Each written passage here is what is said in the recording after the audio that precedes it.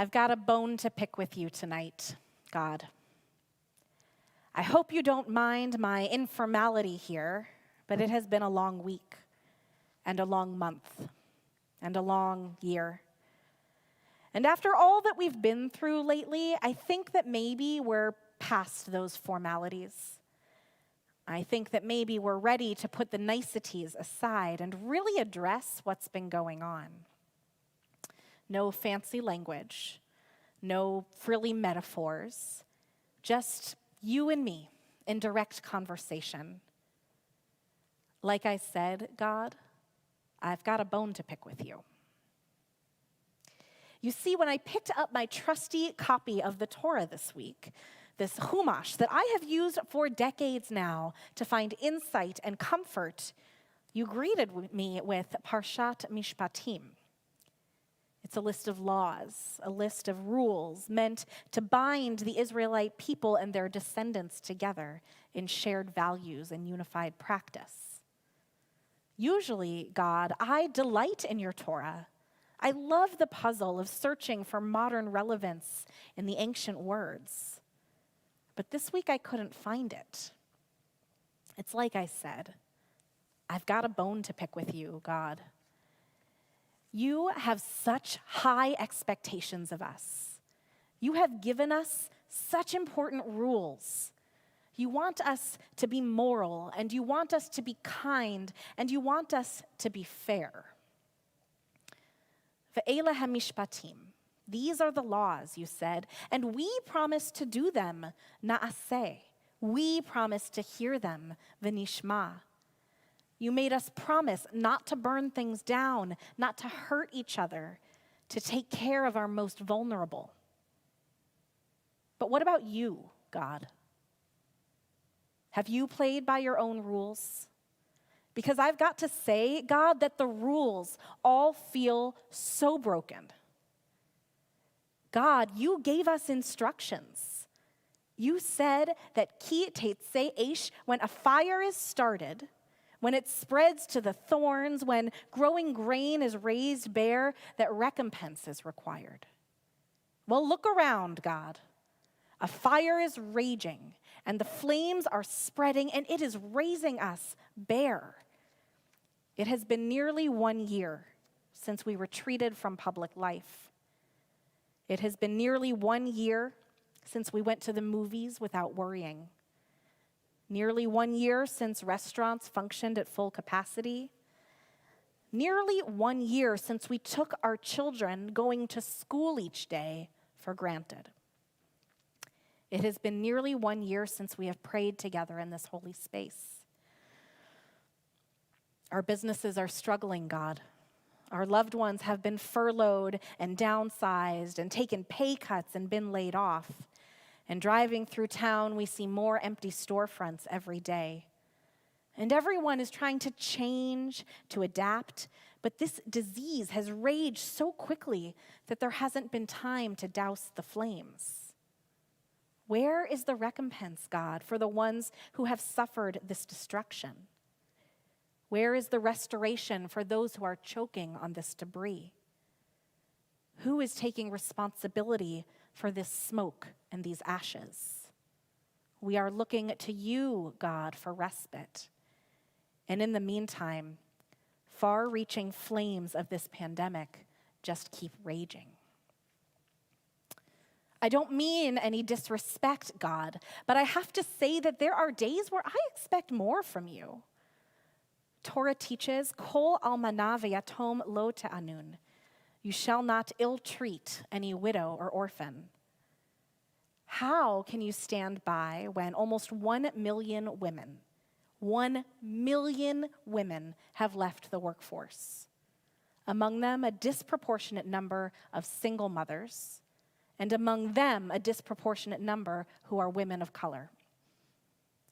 God, how can you teach us not to ill-treat our most vulnerable, and then look the other way while kids are attending school from the parking lot of a fast food restaurant because they don't have reliable Wi-Fi at home? The impact of this year has been tremendously difficult for everyone, but especially so for the orphan and the widow. Especially so for the single mother and the low-income family. Especially so for those whose resources were already stretched so thin. For far too many, those ends that were once stretched can no longer meet. God, I am picking this bone with you, and this is the most difficult part yet. You were so very clear in this week's Parsha. You said that Mikaish vamet mot yamut, one who kills someone should be put to death. Well, people are dying, God. The daily average may be on the way down, but the total numbers are still going up. People are still dying from this virus every day. This virus is a murderer. People are dying, and they are dying alone. People are dying, and not just from the virus, but from lack of access to care and for fear of going to the hospital. People are dying from their sadness and from their loneliness. Hundreds of thousands of deaths in the U.S. alone. And as we are learning, this virus has a long memory. This virus is a trauma that will take generations to heal. People are dying, God. How can you stand idly by? God, you made a rule for us in this Parsha that after 6 long days of work, we ought to rest and be refreshed. Don't you think that by now we have earned that relief? You have asked us to be your hands, and we have tried. We are wearing our masks, and we are lining up for vaccines, and we are getting our groceries delivered and foregoing the rituals and the comforts and the routines of our daily lives. We have learned to have quiet celebrations. We have learned to bless our babies alone, to wed without guests, to mourn without a comforting arm around us or a hand to hold. For nearly 1 year now, we have carried the weight of this burden, and our arms are getting so tired. Our hands, which are your hands, are getting so tired. God, we are ready for you to spread over us your shelter of peace. We are ready for you to bear us on eagle's wings. We are ready for you to part this sea. We are ready for you to take this raging fire and make it into a pillar that can light this long, dark night. Please, God, make us a miracle. Bring us out of this narrow place. It's like I said, God, it feels like you aren't following the rules. And I am picking this bone with you, God, and I need to know that you are paying attention. I am doing my part. I'm still looking for you among the helpers. And I am still thanking you for joyful moments. And I still see you in the face of those I love. And I still praise you for the beauty of the desert and the growth of my children and the health of my loved ones. But that doesn't mean I'm not angry. And I know that you can hold my anger, God, can't you? I know that you hold me while I offer this primal scream, because you are Adonai Tsuri, our rock. You are strong enough to catch the daggers that we throw at you. You are Avinu, our Father, and you gently lift this weight that is so heavy on our shoulders. You are Makor Chaim, the source of our life, and when our chests stop heaving and our sobs subside, you help to dry our tears. You are Dodenu, our beloved. You kneel down next to us, and you take our hands and you lift us from this smoldering ash heap. Who is like you, God? You wait at the shores of the sea, crying for your children who are drowning. You see, I have this bone to pick with you, God. You have given us all these rules, and we are trying, God. We are trying. And from your seat, deep in my heart, you answer. I have given you all of these rules, you say. And yet, Olam noheg kaminhago. The world goes according to its way. Let me treat your burns, you say. Let me gather these bones. Let me cradle this broken world, you say. For I am Adonai, your God, who led you out of the land of Egypt to be your God. And I will carry your anger, and I will carry your pain, and we will hold it together as we walk the long path from this narrow place to freedom once again.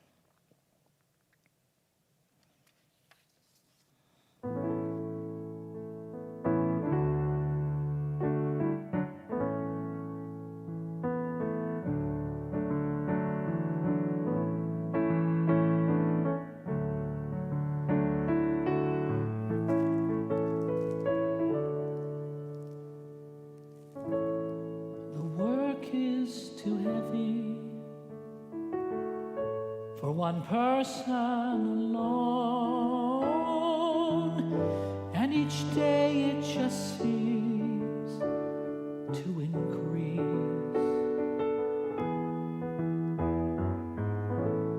But when carried by many, oh how light it becomes, taking it piece by piece.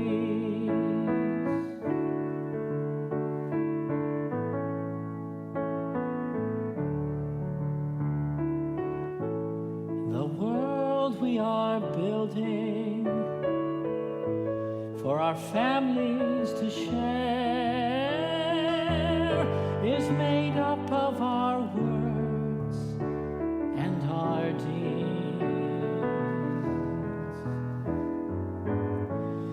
For the sake of the children, we must build it with care, building it piece by piece,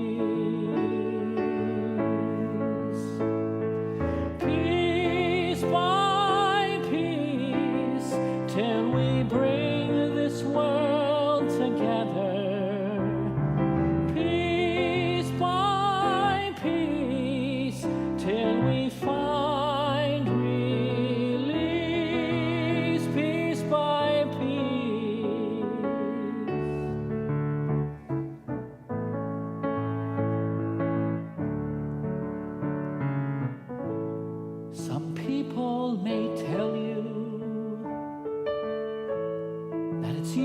To try, all your efforts are dust in the breeze. But little by little, we just might stem the tide, taking it piece by taking it piece by piece, till we bring this world together. Piece by piece, till we find release. Piece by piece.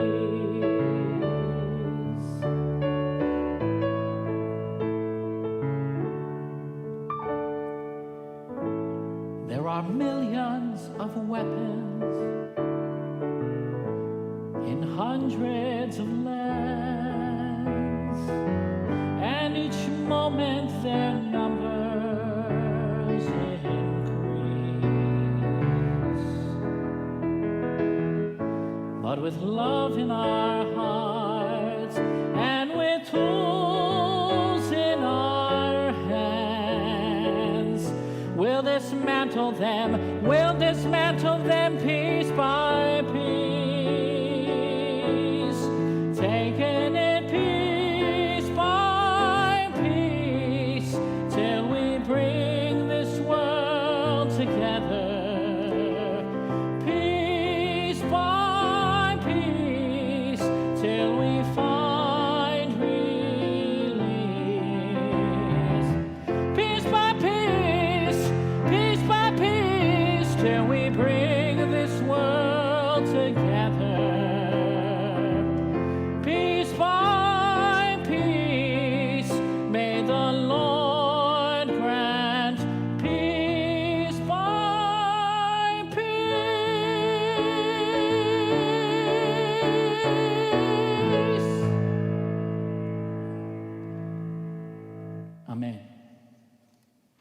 Thank